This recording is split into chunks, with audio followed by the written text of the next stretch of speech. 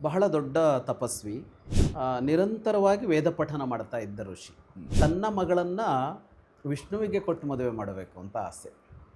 ಅತ್ಯಂತ ದೊಡ್ಡ ಸ್ತ್ರೀ ಕಾಮುಕ ಅವನು. ಅವನು ಕೂದಲಿಗೆ ಕೈ ಹಾಕಿದ್ದಾನೆ, ಅವಳ ಕೈ ಇದ್ದಕ್ಕಿದ್ದಾಗೆ ಕತ್ತಿಯಾಗತ್ತೆ. ಮಲಗಿದ್ದ ಋಷಿಯನ್ನು ಕೊಲ್ತಾನೆ. ನನ್ನನ್ನು ವಿವಾಹ ಆಗು ಅಂತೆಲ್ಲ ಹೇಳ್ತಾನೆ. ಅವಳು ಒಪ್ಪೋದಿಲ್ಲ. ವಿಷ್ಣು ಅಲ್ಲದೆ ಇನ್ಯಾರನ್ನೂ ವರಿಸಲಾರೆ, ಈ ಜನ್ಮ ಅಲ್ಲದಿದ್ದರೆ ಇನ್ನೊಂದು ಜನ್ಮದಲ್ಲಾದರೂ ಅಷ್ಟೇ. ಅವಳ ಆ ದಿಟ್ಟತನ, ಆ ಧೈರ್ಯ, ಆ ಸ್ಥೈರ್ಯ, ಆ ಏಕನಿಷ್ಠೆ.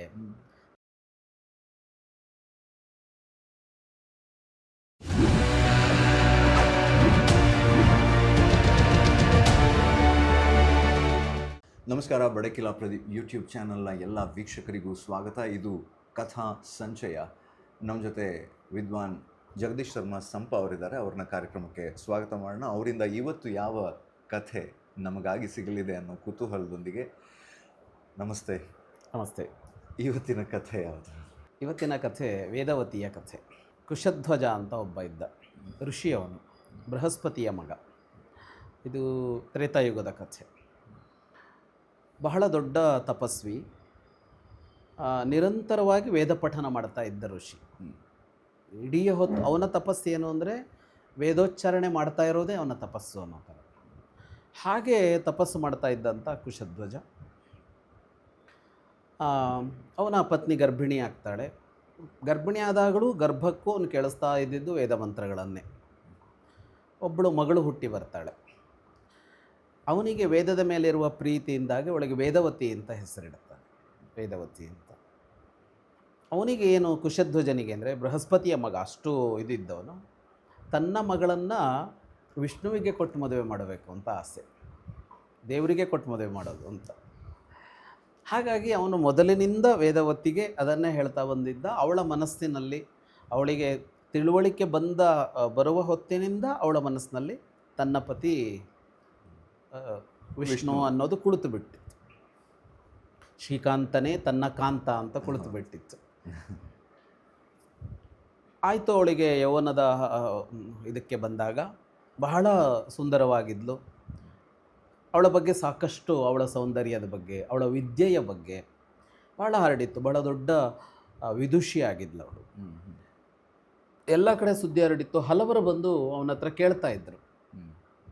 ಮನುಷ್ಯರು ಮಾತ್ರ ಅಲ್ಲ, ಯಕ್ಷರು, ಗಂಧರ್ವರು, ಈ ಥರ ಮೇಲಿನ ಲೋಕದವರು ಎಲ್ಲ ಬಂದು ಅವಳನ್ನು ಕೇಳ್ತಾ ಇದ್ದರು.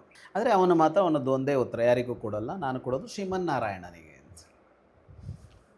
ಹೀಗೆ ಕಾಲ ಕಳೀತಾ ಇತ್ತು. ಅಲ್ಲೊಬ್ಬ ರಾಕ್ಷಸ ಇದ್ದ, ದಂಭು ಅಂತ. ದಂಭು, ಶಂಭು ಎರಡೂ ಹೆಸರು ಹೇಳ್ತಾರೆ ಅವನಿಗೆ. ದಂಭು ಅಂತ ಒಬ್ಬ ರಾಕ್ಷಸ ಇದ್ದ, ಹತ್ತಿರದಲ್ಲೆಲ್ಲೋ. ಅವನು ಬಂದು ಕೇಳ್ತಾನೆ, ನಿನ್ನ ಮಗಳನ್ನು ನನಗೆ ಕೊಡು ಅಂತ. ಎಂದಿನಂತೆ ಅವನು ನಿರಾಕರಿಸ್ತಾನೆ. ಅವನು ನಿರಾಕರಣೆ ಆದಮೇಲೆ ಹಾಗೆ ಹೋಗ್ತಾನೆ. ಆದರೆ ಹೋದವನು ಸ್ವಲ್ಪ ದಿನ ಕಳೆದು ಒಂದು ದಿನ ಅರ್ಧರಾತ್ರಿಯಲ್ಲಿ ಬಂದು ದಾಳಿ ಮಾಡಿ ಕುಶಧ್ವಜನನ್ನು ಕೊಲ್ತಾನೆ.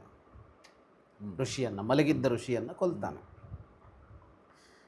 ಕೊಂದ ಮೇಲೆ ಏನಾಗುತ್ತೆ, ಗಂಡ ಸತ್ತೋದ ಅಂತ ಹೆಂಡತಿ ಕೂಡ ಎದೆ ಹೊಡೆದು ಸತ್ತೋಗ್ಬಿಡ್ತಾಳೆ. ಕಾಡಿನಲ್ಲಿ ಅವರ ಪರ್ಣಕುಟೀರ ಇದ್ದಿದ್ದು. ವೇದವತಿ ಒಬ್ಬಳೇ ಉಳಿತಾಳೆ.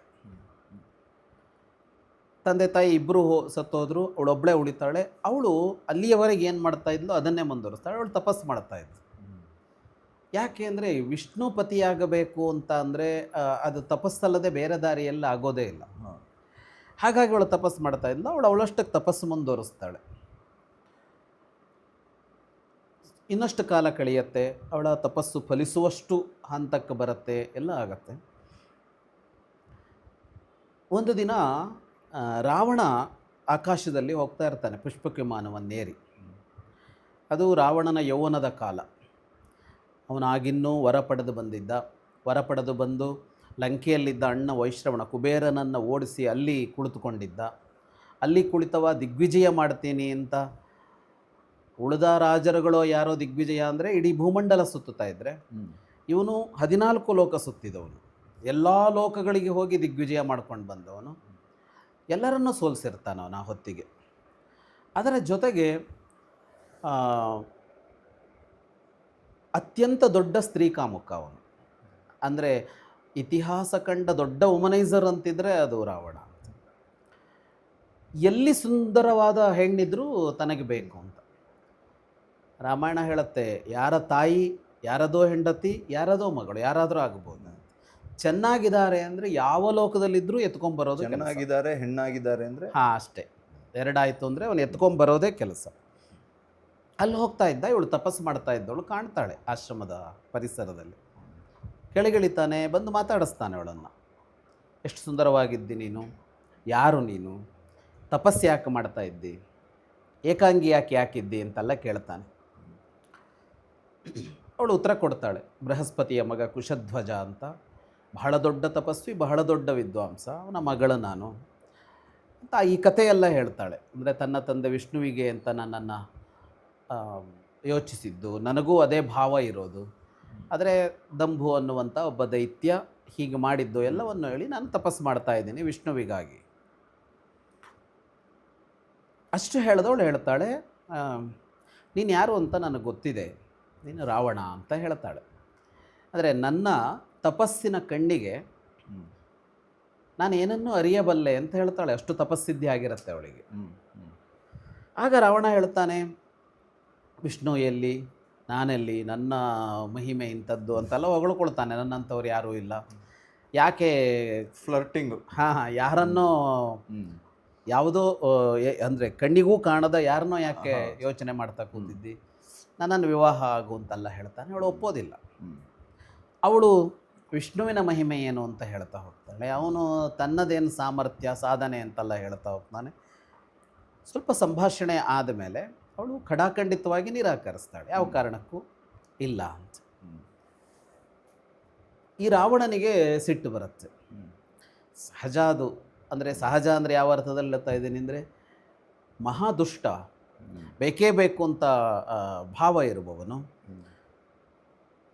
ಒಬ್ಬ ಹೆಣ್ಣು ನಿರಾಕರಿಸಿದಳು ಅನ್ನೋದು ಅವನ ಅಹಂಕಾರಕ್ಕೆ ಚುಚ್ಚಿದಂತೆ ಆಗುತ್ತೆ. ಹಾಗಾಗಿ ಅವನೇನು ಮಾಡ್ತಾನೆ, ಅವಳನ್ನು ಎತ್ತಿಕೊಂಡು ಹೋಗಬೇಕು ಅಂತ ಯೋಚನೆ ಮಾಡ್ತಾನೆ, ಅಪಹರಿಸಬೇಕು ಅಂತ, ಬಲವಂತವಾಗಿ ಎತ್ಕೊಂಡು ಹೋಗಬೇಕು. ಸೀತೆಯನ್ನ ತಗೊಂಡು ಹೋದ ಸ್ಟೈಲಲ್ಲಿ. ಹಾಂ, ಸೀತೆಯನ್ನು ಮುಂದೆ ಮುಂದೆ ಅಲ್ಲ, ಅದೇ ಸೇಮ್, ಅದೇ ಥಾಟ್, ಅದೇ ಥರ ಕೂದಲಿಗೆ ಕೈ ಹಾಕ್ತಾನೆ. ಅವಳ ಕೂದಲನ್ನು ಹಿಡ್ಕೊಳ್ತಾನೆ. ಆಗ ಒಂದು ವಿಚಿತ್ರ ನಡೆಯುತ್ತೆ. ಅವನು ಕೂದಲಿಗೆ ಕೈ ಹಾಕಿದ್ದಾನೆ, ಅವಳ ಕೈ ಇದ್ದಕ್ಕಿದ್ದಾಗೆ ಕತ್ತಿಯಾಗತ್ತೆ. ಕತ್ತಿಯಾಗಿ ಅವನು ಹಿಡಿದುಕೊಂಡಿದ್ದ ಕೂದಲಿನ ಭಾಗ ಇತ್ತಲ್ಲ ಅದನ್ನು ಕಡಿತಾಳೆ, ಕತ್ತರಿಸ್ತಾಳೆ ಅವಳು. ರಾವಣನ ಕೈಯಲ್ಲಿ ಕೂದಲು ಮಾತ್ರ ಉಳಿಯುತ್ತೆ. ಅವಳು ಹೇಳ್ತಾಳೆ, ವಿಷ್ಣು ಅಲ್ಲದೆ ಇನ್ಯಾರನ್ನೂ ವರಿಸಲಾರೆ, ಈ ಜನ್ಮ ಅಲ್ಲದಿದ್ದರೆ ಇನ್ನೊಂದು ಜನ್ಮದಲ್ಲಾದರೂ ಅಷ್ಟೇ, ನೀನು ಮುಟ್ಟಿದ ಈ ದೇಹವನ್ನು ಇನ್ನು ಉಳಿಸ್ಕೊಳ್ಳುವ ಯೋಚನೆ ಇಲ್ಲ ಅಂತ ಹೇಳಿ ಯೋಗಾಗ್ನಿಯನ್ನು ಸೃಷ್ಟಿ ಮಾಡಿ ಅವನ ಕಣ್ಣೆದುರಿಗೆ ಅವನಿಗೆ ಹೇಳ್ತಾಳೆ, ನಿನ್ನನ್ನು ಶಪಿಸಬಹುದು, ನಿನ್ನನ್ನು ಕೊಲ್ಲಬಹುದು, ನಾನೊಬ್ಬ ಹೆಣ್ಣು, ಕೊಲ್ಲಲಾರೆ ನಾನು, ಶಪಿಸಬಹುದು, ಶಾಪ ಕೊಡಬಹುದು, ಆದರೆ ನಿನಗೆ ಶಾಪ ಕೊಟ್ಟರೆ ನನ್ನ ತಪಸ್ಸು ನಷ್ಟ ಆಗುತ್ತೆ, ಶಾಪವನ್ನು ಕೊಡಲಾರೆ, ಆದರೆ ಇನ್ನೊಂದು ಜನ್ಮ ಬಂದು ನಿನ್ನ ಸಾವಿಗೆ ಕಾರಣನಾಗುತ್ತೀನಿ ಅಂತ ಹೇಳಿ ಅವನ ಕಣ್ಣೆದುರಿಗೆ ಯೋಗಾಗ್ನಿಯಲ್ಲಿ ಪ್ರವೇಶ ಮಾಡ್ತಾಳೆ ಅವಳು, ವೇದವತಿ. ಅವಳೇ ಸೀತೆಯಾಗಿ ಹುಟ್ಟಿ ಬರೋದು. ಅವಳೇ ಸೀತೆಯಾಗಿ ಹಾಗೆ ಹೇಳುವಾಗ ಕನೆಕ್ಷನ್ ಹೀಗಿರಬಹುದು ಅಂತ. ಸೀತಾಪಹರಣದ ಹೊತ್ತಿನಲ್ಲೂ ಅವನು ಹಾಗೆ ಕೂದಲನ್ನೇ ಹಿಡಿಯೋದು, ಮೊದಲು ಸೀತೆಯ ಕೂದಲನ್ನೇ ಹಿಡಿಯೋದು. ಆ ವೇದವತಿಯೇ ಸೀತೆಯಾಗಿ ಹುಟ್ಟಿ ಬಂದು ಅವನ ಸಾವಿಗೆ ಕಾರಣಳಾದಳು ಅಂತ. ಇದು ವೇದವತಿಯ ಕಥೆ, ಸಣ್ಣ ಕಥೆ, ರಾಮಾಯಣದಲ್ಲಿ ಹೀಗೆ ಬಂದು ಹಾದು ಹೋಗುವ ಕಥೆ. ಆದರೆ ಅವಳ ಆ ದಿಟ್ಟತನ, ಆ ಧೈರ್ಯ, ಆ ಸ್ಥೈರ್ಯ, ಆ ಏಕನಿಷ್ಠೆ, ತಂದೆ ತಾಯಿ ಎಲ್ಲರನ್ನ ಕಳೆದುಕೊಂಡ ಮೇಲೂ ತಂದೆ ಏನನ್ನು ಗುರಿಯಾಗಿ ಇಟ್ಕೊಂಡಿದ್ನೋ ಅದನ್ನು ಸಾಧಿಸ್ತೀನಿ ಅಂತ ಮಾಡಿದ ಪ್ರಯತ್ನ, ಏಕಾಕಿನಿಯಾಗಿ ಏಕಾಂಗಿಯಾಗಿ ಅವಳೇನು ಹತಾಶಳಾಗದೆ, ಏನು ಅಂದರೆ ಬೇಸರವೋ ನೋವೋ ಏನೂ ಇಲ್ಲದೆ ಮತ್ತಷ್ಟೇ ಉತ್ಸಾಹದಿಂದ ಅದೇ ತಪಸ್ಸಿನಲ್ಲಿ ಮುಳುಗಿ ಇದ್ದಿದ್ದು, ಇದೆಲ್ಲ ನೋಡಿದಾಗ ಒಂದು ಬಹಳ ಅದ್ಭುತವಾದ ಒಂದು ವ್ಯಕ್ತಿತ್ವ ವೇದವತಿಯಲ್ಲಿ ಕಾಣಿಸುತ್ತೆ. ಅದು ಅದ್ಭುತ ಏನು ಅಂದರೆ, ನಾನು ಶಾಪವೂ ಕೊಡಲಾರೆ, ಅದು ಹಾಳಾಗತ್ತೆ, ಕೊಲ್ಲಲಾರೆ, ಆ ಥಾಟ್ ಐ ಥಿಂಕ್ ಹೊಸದು, ನಂಗಂತೂ ಹೊಸದು, ಅದು ಬೇರೆಲ್ಲೂ ಹೆಚ್ಚಾಗಿ ಕಂಡು ಬರಲ್ಲ. ಹೌದು, ಅಂದರೆ ನಾನು ಹೆಣ್ಣಾಗಿರೋದ್ರಿಂದ ಕೊಲ್ಲಲಾರೆ ಅನ್ನೋದು ಒಂದು. ಹೌದು. ಇನ್ನೊಂದು, ನೀವು ಶಾಪ ಕೊಡಲಿ ವರ ಕೊಡಲಿ, ಅದು ಕೊಟ್ಟಾಗ ಅದು ಎನರ್ಜಿ ಪಾಸ್ ಆಗುತ್ತೆ. ಅದೇ ಅಲ್ವಾ ಅಲ್ಲ ಆಗೋದು, ಅದು ಖಾಲಿ ಆಗಲೇಬೇಕಲ್ಲ ಅದು. ಅಂದರೆ ತನ್ನ ಗುರಿ ಇದಲ್ಲ. ನಿನಗೆ ಶಾಪ ಕೊಟ್ಟು ಆ, ವಿಷ್ಣುವನ್ನ ಸೇರಬೇಕು ಅಂತ ಸಂಪಾದಿಸಿಕೊಂಡ ತಪಸ್ಸನ್ನು ಯಾಕೆ ಯಾಕೆ ವೇಸ್ಟ್ ವೇಸ್ಟ್ ಮಾಡಲಿ? ಮಾಡಲಿ? ಹಾಂ, ಮತ್ತೆ ವಿಷ್ಣುವನ್ನೇ ಇನ್ನೊಂದು ರೂಪದಲ್ಲಿ ವರಿಸಿ ಹಾ. ಇವನ ಸಾವಿಗೂ ಕಾರಣ ಆಗ್ತಾಳೆ. ಅದು ಅದು ಈ ತುಂಬಾ ಈ- ವಿಶೇಷವಾಗಿದೆ. ಈ ಅಂಶ ಅವಳು ಸೀತೆಯಾಗಿದ್ದಾಗಲೂ ಕಾಣಿಸುತ್ತೆ. ಅವಳು ಅಲ್ಲಿ ಅಶೋಕವನದಲ್ಲಿ ಇರ್ತಾಳಲ್ಲ, ಲಂಕೆಯಲ್ಲಿ ಸೀತೆ.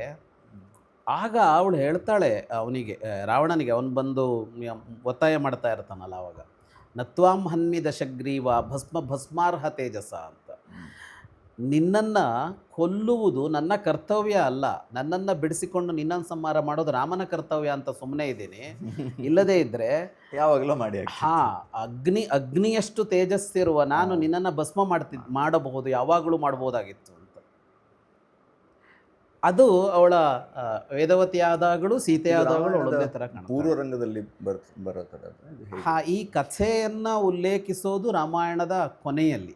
ಅಂದರೆ Okay. ಈ ರಾವಣನ ಕಥೆಯನ್ನು ಉತ್ತರಾಖಂಡದಲ್ಲಿ ಹೇಳಿರೋದು. ಅಂದರೆ ಬಾಲಕಾಂಡ, ಅಯೋಧ್ಯಕಾಂಡ ಅಂತ ಬರ್ತಾ ಹೋಗುತ್ತಲ್ಲ, ಅಲ್ಲೆಲ್ಲೂ ರಾವಣನ ಪೂರ್ವ ಕಥೆಗಳನ್ನು ಹೇಳೋಲ್ಲ, ರಾಮನ ಕಥೆ ಹೇಳ್ಕೊಂಡು ಬರ್ತಾರೆ. ಇದ್ರಲ್ಲಿ ಮಾತ್ರ ನಮಗೆ ರಾವಣ ಕಾಣೋದು ಸೀತಾಪಹರಣಕ್ಕೆ ಬಂದಾಗ, ಹೌದು. ಅವನ ಹಿನ್ನೆಲೆ ಅಲ್ಲೇನೂ ಹ್ಮ್. ಬರೋದಿಲ್ಲ. ಮುಂದೆ ರಾಮ ಪಟ್ಟಾಭಿಷಿಕ್ತನಾದ ಮೇಲೆ 4 ದಿಕ್ಕಿನಿಂದ ಋಷಿಗಳು ಬಂದಿರ್ತಾರೆ ಅವನನ್ನು ಅಭಿನಂದಿಸೋದಕ್ಕೆ ಅಂತ, ರಾವಣನನ್ನು ಕೊಂದಿದ್ದಕ್ಕಾಗಿ. ಆಗ ಅವನು ಕೇಳ್ತಾನೆ, ಏನು ರಾವಣನ ಕತೆ, ಯಾರವನು ಅಂತ ರಾಮ ಕೇಳ್ತಾನೆ ಕೊಂದಾದ ಮೇಲೆ. ಆಗ ಕತೆ ಹೇಳುವಾಗ ಈ ಕಥೆಯನ್ನು ಅವರು ಹೇಳ್ತಾರೆ. ಹಾಗಾಗಿ ರಾಮಾಯಣದ ಪೂರ್ವಾಂಗದ ಕಥೆಯಾದರೂ ಕೂಡ ಕೃತಿಯಾಗಿ ರಾಮಾಯಣದಲ್ಲಿ ಉಲ್ಲೇಖ ಆಗೋದು ಕೊನೆಯಲ್ಲಿ. ಧನ್ಯವಾದಗಳು. ರಾಮಾಯಣದಲ್ಲಿ ಹೀಗೆ ಹೆಕ್ಕಿ ತೆಗೆದಂಥ ಈಗಾಗಲೇ ಕೆಲವೊಂದು ಕಥೆಗಳನ್ನು ಕೂಡ ಕೇಳಿದ್ದೀವಿ.